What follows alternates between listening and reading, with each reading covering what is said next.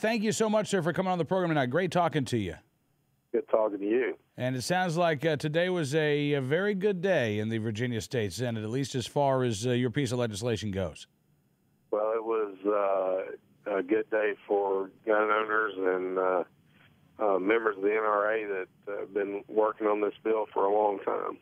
Absolutely. You know, I know we've talked about this on the program before. The one gun a month law, the gun rationing law, goes back to the mid-1990s here in Virginia. A couple of states passed one gun a month laws at the same time. South Carolina repealed theirs several years ago, but Virginia still had theirs on the books. Obviously we know that the bad guys aren't getting their guns, by walking into gun stores and buying, 20 guns at a time. We know that this is going to benefit the law-abiding gun owners in the state of Virginia. Were you surprised at all at how close this vote was, or were you expecting this to be sort of a nail-biter? Well, I knew that it was going to be a close vote. I had been working with members to kind of count heads to how many were going to vote for the bill, and I knew I was going to probably win it by a vote or two, and that's why I took it by on Friday to have the vote come up today.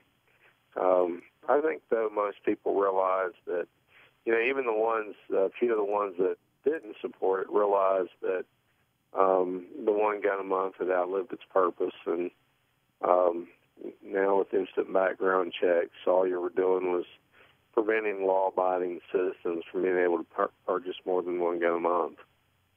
Absolutely right. Now, with the House passage of the House version of this bill, Governor McDonald has already indicated that he'll sign this legislation. Is this, in your opinion, have we passed the major hurdles? Now it's a matter of just making sure that when the bills cross over, we get them to the governor? Yeah, I don't see any problem from here on out. Both bills, the one in the House and now the one in the Senate, are the same language, and all that has to happen now is the conforming of the two bills, and then the governor has agreed to sign the bill. So I see no problem or foresee any problems in the future with it. Well, that is fantastic to hear. As you said earlier, this is a long time coming in the state of Virginia, and it is great to see that the gun rationing law will soon come to an end here. Senator, given the fact that this took so long, what are your thoughts now that this has finally cleared the state Senate today?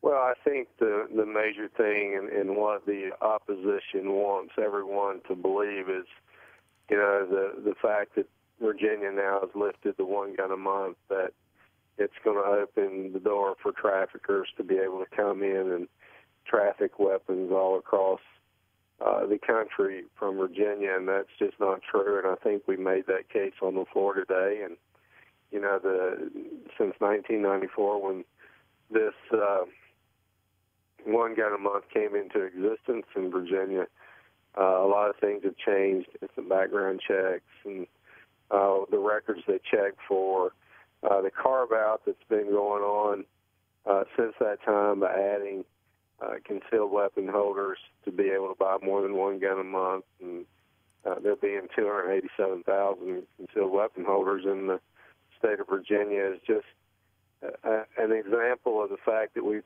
carved it up, and we're still not letting every law-abiding citizen buy more than one handgun a month. And there's a lot of people who are gun collectors, or you may be going in to look at a weapon for yourself, and you see one that you really like that your son may want. You shouldn't be hampered from being able to buy it. And I think this opens the door for a lot of people who collect and who just like to own firearms and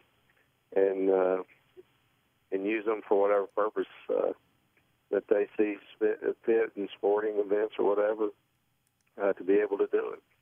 Well, again, Senator, I'm so glad you could be with us on the program tonight.